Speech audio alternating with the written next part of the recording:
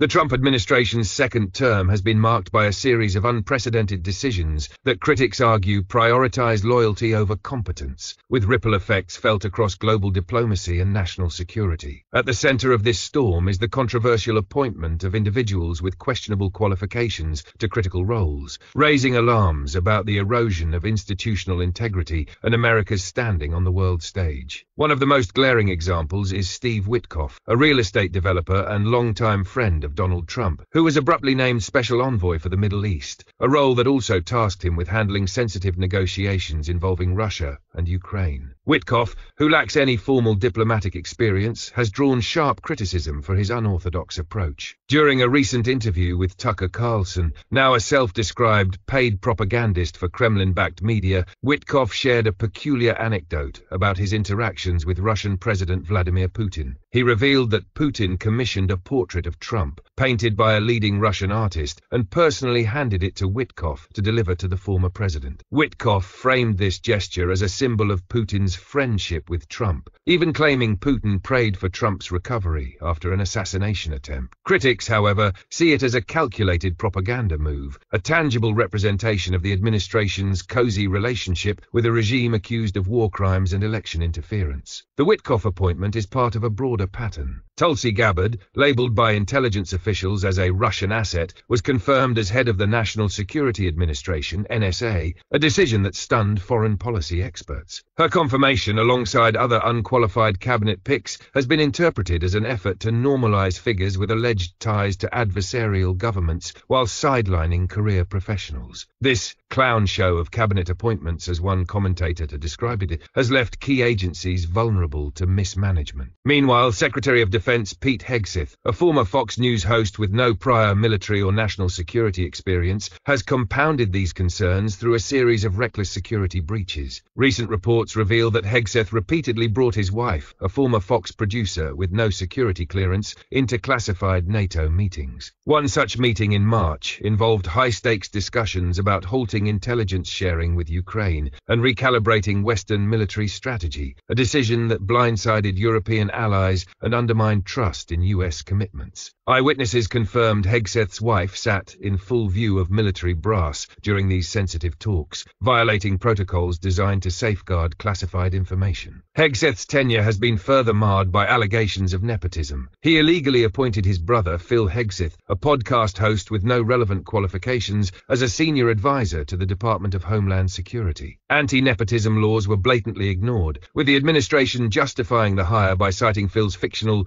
deep undercover work with the CIA in Moscow, later exposed as a fabrication. Military insiders have derided Hegseth as a clown, an acronym for Colonel's Lackey or Worst Nut Job, and a trained chimp, underscoring the growing disillusionment within the ranks. The fallout from these appointments is tangible. NATO allies, once reliant on US leadership, now question America's reliability. The abrupt halt to intelligence sharing with Ukraine has left Kyiv scrambling, while Putin's regime capitalizes on the chaos to advance its territorial ambitions. At home, the administration's disregard for expertise has turned critical agencies into laboratories for loyalty tests, with dire implications for global stability. As the world watches, one thing is clear. The compounding crises stemming from these decisions are not mere political missteps. They are seismic shifts in how America engages with the world, with consequences that may outlast this administration. As controversies swirl around the Trump administration's appointments and security breaches, a new front has opened in Congress, one that strikes at the heart of the first family. Lawmakers, long criticized for their reluctance to aggressively counter the administration's norm-shattering tactics, are now adopting a sharper tone. The catalyst? A pointed suggestion by Congresswoman Maxine Waters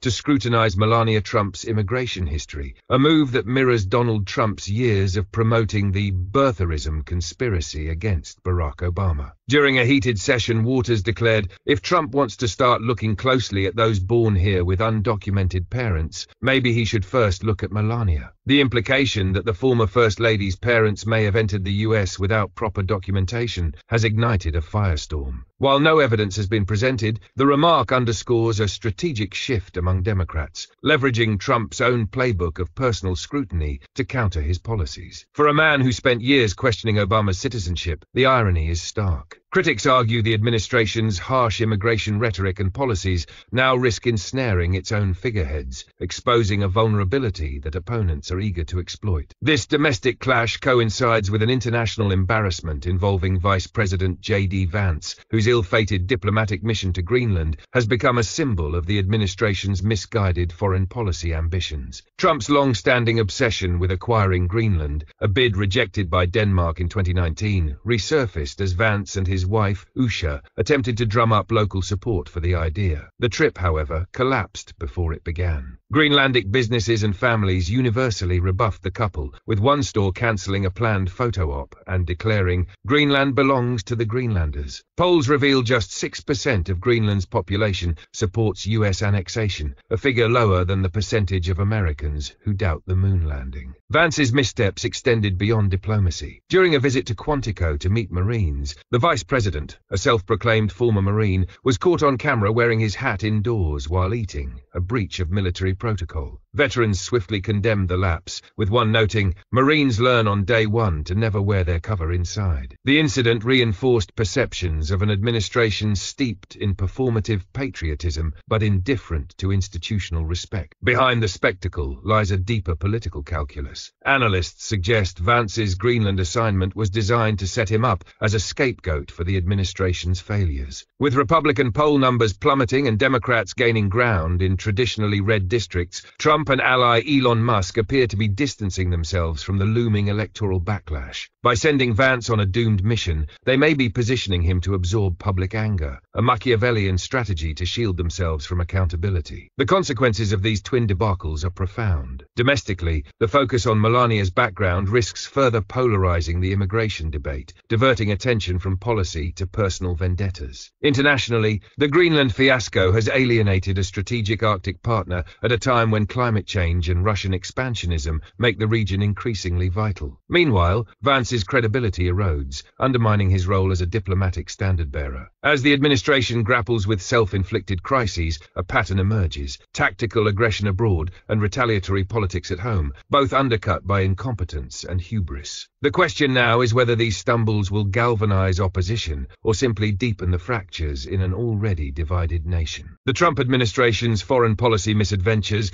and domestic political gambits are not occurring in a vacuum. They echo historical precedents while exposing fractures within the Republican Party, raising urgent questions about America's future, both abroad and at home. J.D. Vance's Greenland debacle, for instance, mirrors past U.S. attempts to assert dominance over the Arctic territory. In 1946, President Harry Truman proposed purchasing Greenland from Denmark for $100 million, citing its strategic value during the Cold War. The bid failed, but it reflected a coherent, albeit controversial, geopolitical vision. By contrast, Trump's revived interest, a pet project since 2019, lacks clear strategic rationale, framed instead as a vanity-driven distraction. Polls show 70% of Americans oppose annexation, with even Republicans split. The administration's inability to articulate a purpose beyond Trump's whims has turned a historical footnote into a modern-day farce, alienating Greenlanders and embarrassing diplomatic allies. The fallout extends beyond Greenland. Trump's abrupt withdrawal of Elise Stefanik's nomination as UN ambassador, a move prompted by internal polling showing her likely defeat, highlights the GOP's deepening electoral crisis. Democrats have flipped long-held Republican seats in Pennsylvania and Florida, while Trump-aligned candidates struggle amid growing voter fatigue with chaos-driven politics. Elon Musk's heavy financial investments in key races have failed to stem the tide, with many Republicans now distancing themselves from his polarizing influence. The once unshakable Trump-Musk alliance shows cracks, as both men prioritize self-preservation over party unity. Central to this unraveling is the administration's reliance on Machiavellian tactics. Sending Vance to Greenland, analysts argue, was less about diplomacy and more about creating a scapegoat for future failures. By assigning him an impossible task, Trump and Musk insulate themselves from blame, positioning Vance as the face of unpopular policies. This strategy, however, risks backfiring. Vance's credibility, already damaged by his military protocol missteps and lack of diplomatic finesse, has eroded further, weakening his utility as a political shield. Meanwhile, internal GOP memos warn of a generational realignment, government unless the party course corrects, a prospect hindered by infighting and dwindling donor confidence. Globally, the repercussions are stark. The Greenland spectacle has strained relations with Denmark, a NATO ally, at a time when Arctic security is critical amid Russian militarization and climate-driven resource competition. European leaders, still reeling from the Hegseth security breaches and halted intelligence sharing with Ukraine, now openly question America's capacity to lead. Trust in US commitments has plummeted, with allies accelerating efforts to reduce dependency on American support, a shift that could redefine post-war alliances. Domestically, the Republican Party faces a reckoning. Trump's cult of personality, once an electoral asset, has become a liability as suburban voters and independents flock to Democrats. The administration's focus on personal vendettas, such as targeting political foes through immigration rhetoric or retaliatory investigations,